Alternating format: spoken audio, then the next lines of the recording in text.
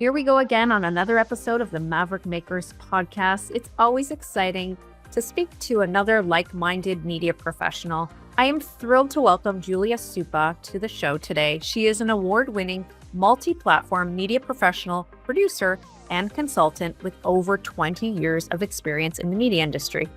As the founder and president of Suppa Media, Julia consults with businesses to elevate their content creation through strategic storytelling, media marketing, video production, photography, social media management, and event production. Julia is a proud community advocate and volunteer. She sits on the Women's Leadership Committee for the Vaughan Chamber of Commerce and is actively involved with organizing the Canadian Cancer Society, CIBC, Run for the Cure in Vaughan. Julia also received a City of Vaughan Volunteer Achievement Award and was a Vaughan Chamber of Commerce Community Spirit Award finalist. She truly is inspiring, and I know you will love our conversation. So, let's go.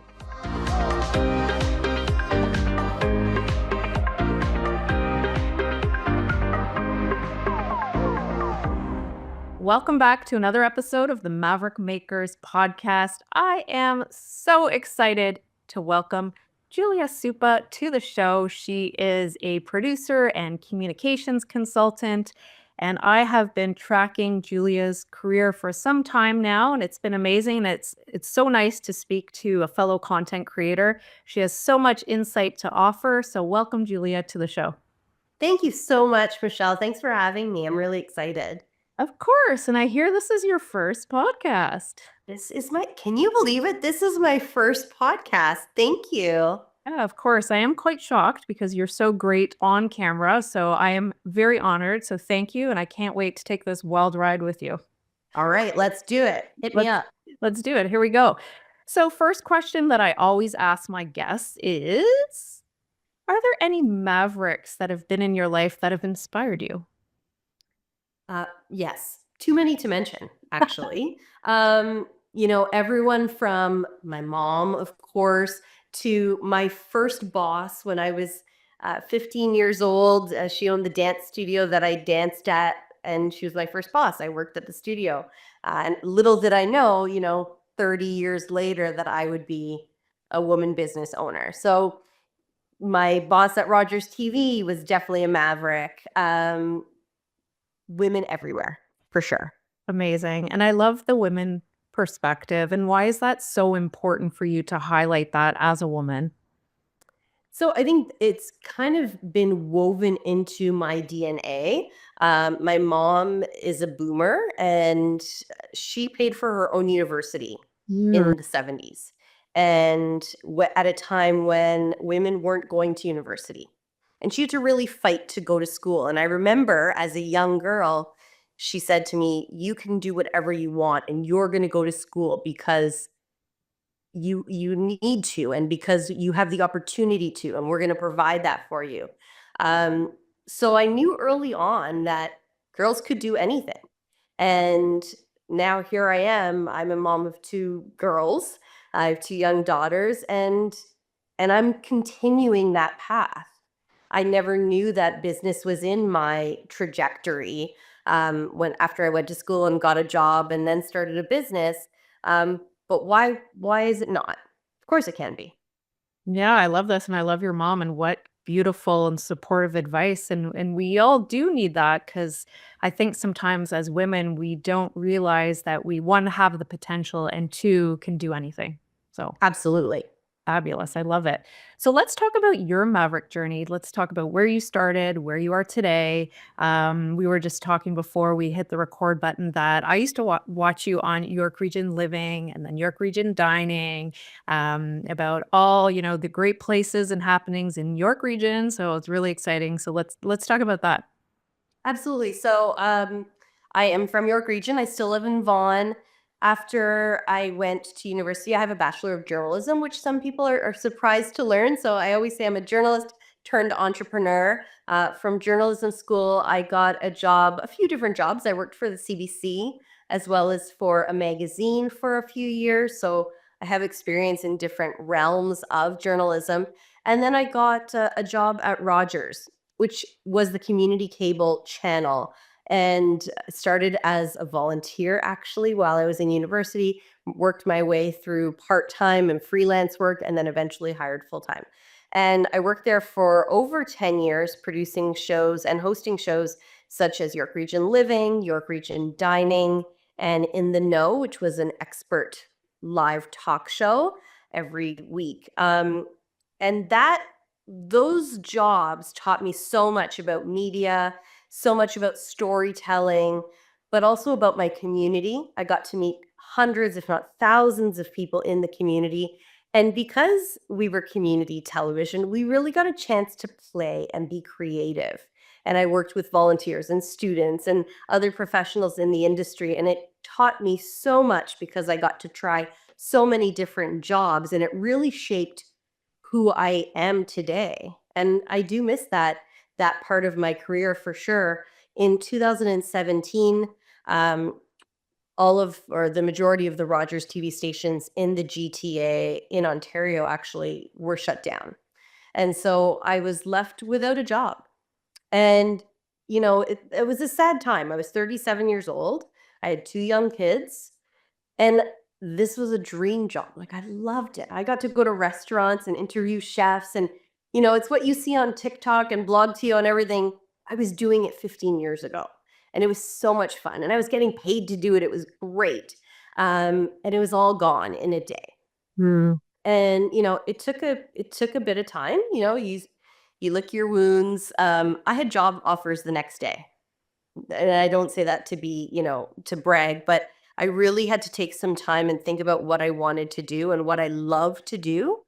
And within 6 months, I incorporated my business.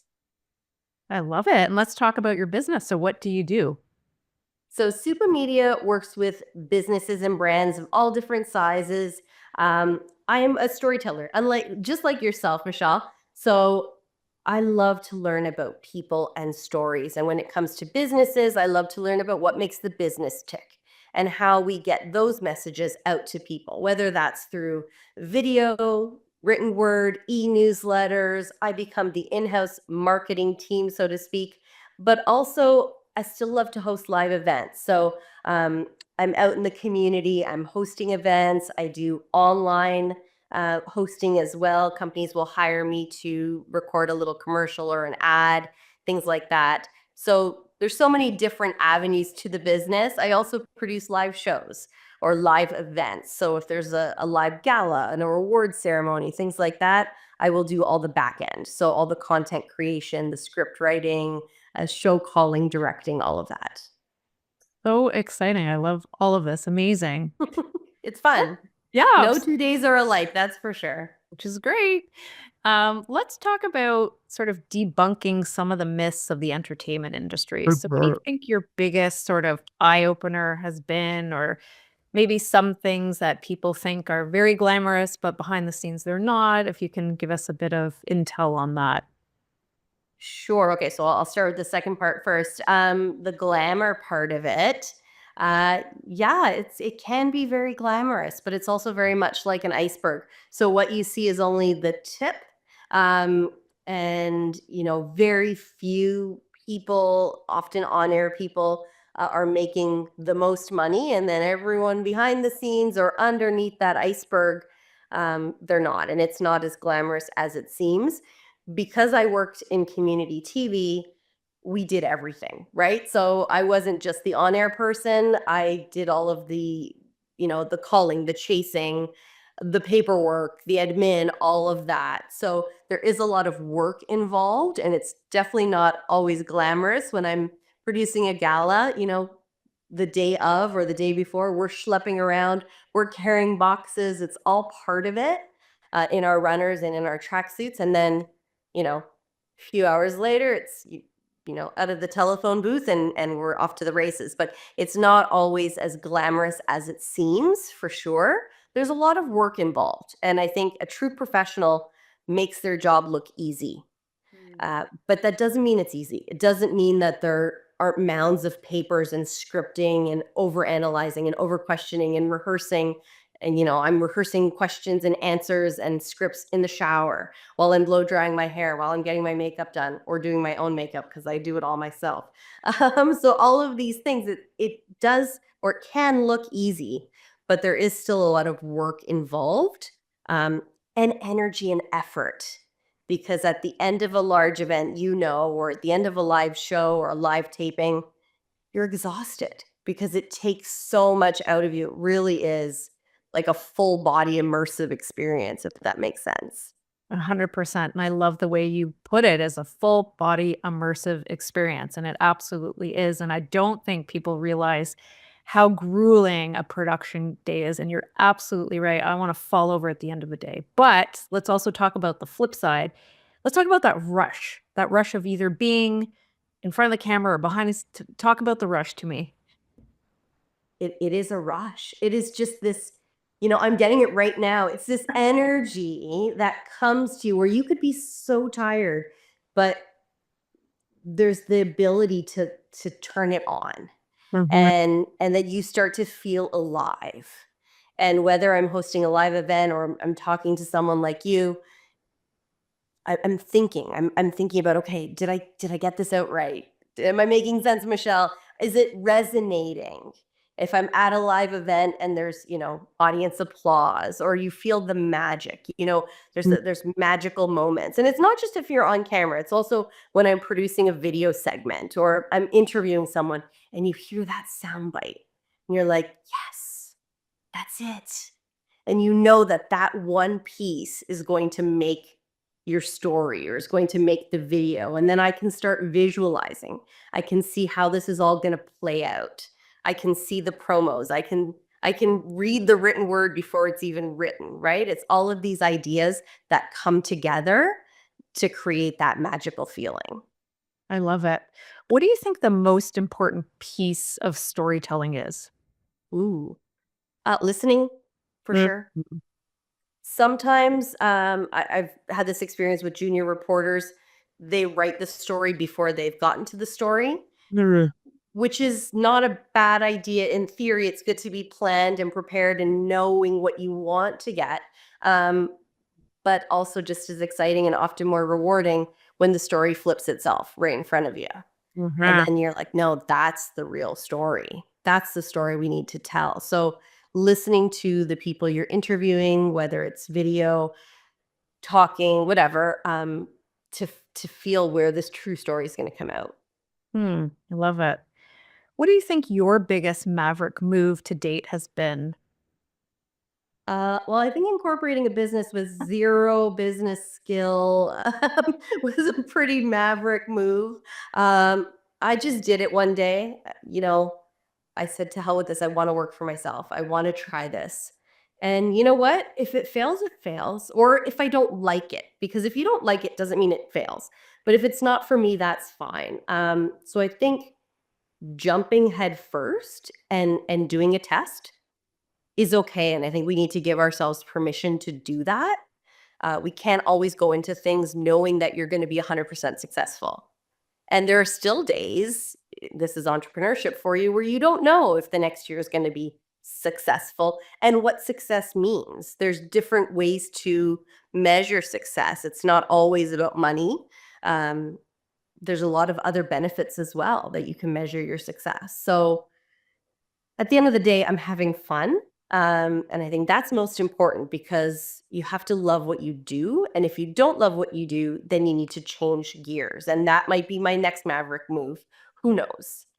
I think we're all made up of a lot of these moves. We just sometimes don't have the bravery to do it. I love this. And you sort of asked the next question, which I love, is what is your definition of success? You sort of touched on it, but let's dig a little deeper. So it depends. It depends on the day, right? And I think we have to give ourselves the permission to change and to want to change. And sometimes, most times, I'm very ambitious, and in all aspects of my life, like I'm a to-do list girl. Like I like to cross things off a list. I like to feel accomplished. To me, that's success. Often, or other times, I should say, success is being able to go on vacation for 2 weeks and know that. okay, I got this. Success is being able to, for me, again, take a day off to take my kids on their school trip Mhm. and have the flexibility to do so. Um, Success could be getting that great email that you've won an award or that you've been for an award, or a message on LinkedIn that says someone told me we need to connect, let's do that. Success comes in so many different ways. This is a success for me, Michelle, because Ah, I've never done this, but we've met so many times, we've chatted so many times. So I think all of, just like the Maverick, right, all of these little bits make you successful. You can have little successes. love it. What a beautiful answer. Amazing. I totally agree. And yes, success changes and it needs to change as we evolve as people. And, what was success one year becomes something else the next year. And that's totally fine. And I think it's, what you've honed on, which I think is really important. It's not all about money. It's about, again, it depends on who you are. But for me, and it sounds like for you, it's about family. It's about, being healthy. There's so many different pieces to success. And, and when they all come together, it's magic. Absolutely. And when you come from a background like I do in community TV, you have to do it for love, because if I was doing it for money, I would have quit this industry many, many, many moons ago. Um, but I still look back and I think, man, I made no money, but I had so much fun. And I would probably do it again. Right? Like it's just, it was so great. So you have to just think about all of those opportunities. And I do that even now as a business person. A client will come, or a new opportunity or a new job, and it's not always about the bottom line. It's, what does this opportunity mean for me? Is this going to open up other doors? Is this going to fulfill me in ways that I haven't had the opportunity to do so in the past? Am I going to learn something from this? There's so many different, ways to measure the success, like we said. And fun. Fun is the most important ingredient to everything. If you don't have fun, then I don't know. Well, then it's not fun. It's, it's just not good. And for me, at least, some people can do that. But I can't. I want to, and I get my best creative juices going when I'm challenged and have fun. Because if it's Absolutely. something that is not interesting to me, well, then I'm not going to be interested in it. Exactly. Exactly. What's the best piece of advice you've ever been given? This is a hard one, and I have so many different good pieces of advice for sure. One that I've heard recently, and I've heard it a few times in my life, is say yes. Mm. Say yes.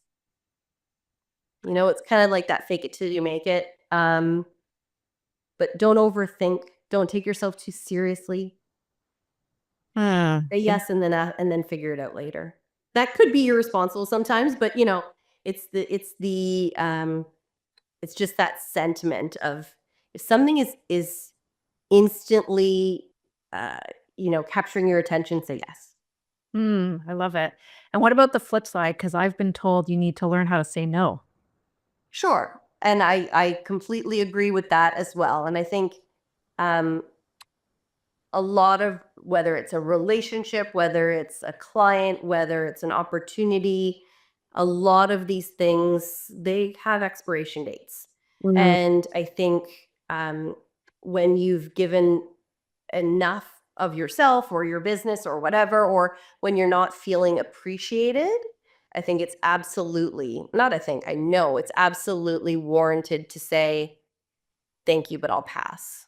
Mm. Or no is a complete answer, right? So I think as women in business, as young women in business, um, at the beginning, I was afraid and I said yes to everything, but not because it necessarily um, inspired me, but because I felt like I needed to be desperate, and I don't. And Ah, I think, you know what you know, and um, I can say no to things now more confidently. amazing. Fantastic. Are you ready for the lightning round? Yes, I am.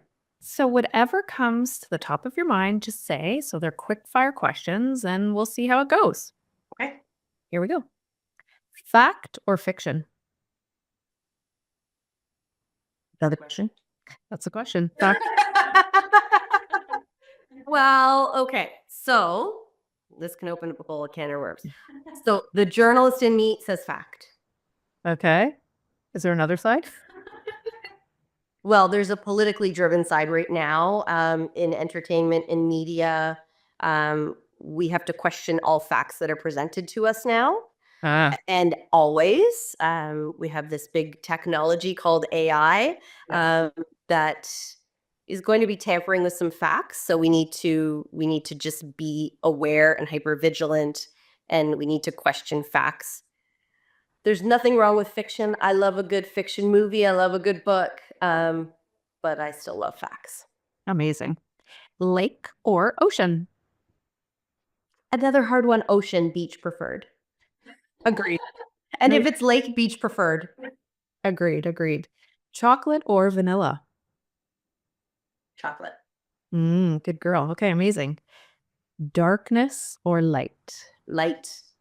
Let there be light, light, light, light all the time. Amazing. What gets you up in the morning? My husband, my family, just knowing that it's a new day. Love it. Just getting up every day, it's something different, right? And some days I don't have to get up in the morning, and that's fine. Today it was you. It was like we got to go. We have a busy day. Amazing. I love it. You're stuck in a magical elevator with three of the most interesting people, or they could be celebrities, it could be alive, they could be dead. Who you bring into this elevator? That's a really hard one. My first instinct is Karen Kane Okay. because I was a dancer. I love And it. one of my first projects of all time when I was 8 or 9 years old was on Karen Kane, Wow. Canada's prima ballerina. So that would be so cool to have her. Oprah, probably. Yeah. I don't know. The Queen. Oh, okay. I love it. It's a very interesting elevator. Pretty cool elevator. I like it. Pretty cool elevator. Yeah, amazing. What advice are you giving to your 90-year-old self? Advice to her. Well, I think everyone should give this advice to anyone who's 90, and it's just do whatever you want. You made it. You did it.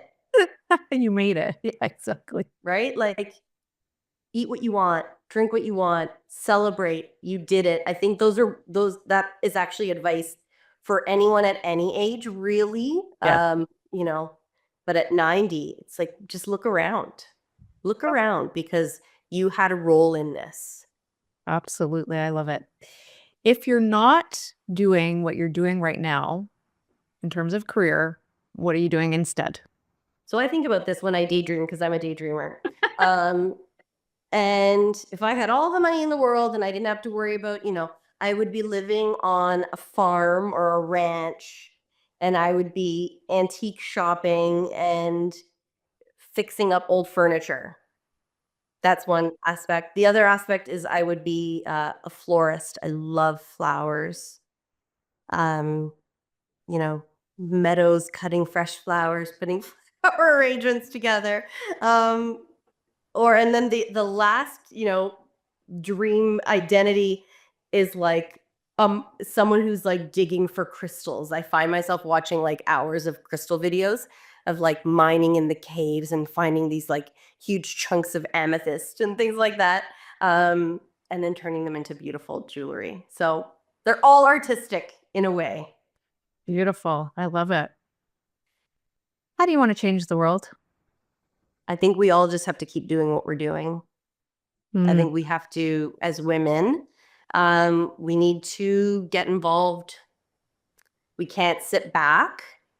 I think we need to take up space at CEO levels. We need to sit at leadership tables on boards of directors. If you're not a business owner, we need to be involved in parent councils. We need to get involved in the community. We need to just make ourselves known and take part in the world in which we live. beautiful answer. And final question. What's next? Who knows what's next? That's the question of the year, and it's only middle of January. What's next? I want to do some cool things for 2025. I don't know what they are yet. But I want to be on stages. I want to talk to people. I want to learn from other successful women and men. I want to inspire people. I want to educate, whether that's courses or schools or workshops. I don't know yet. I've got lots of things that are swirling around in my brain, and it will all come to light one way or another. And I just have to be patient. I love it.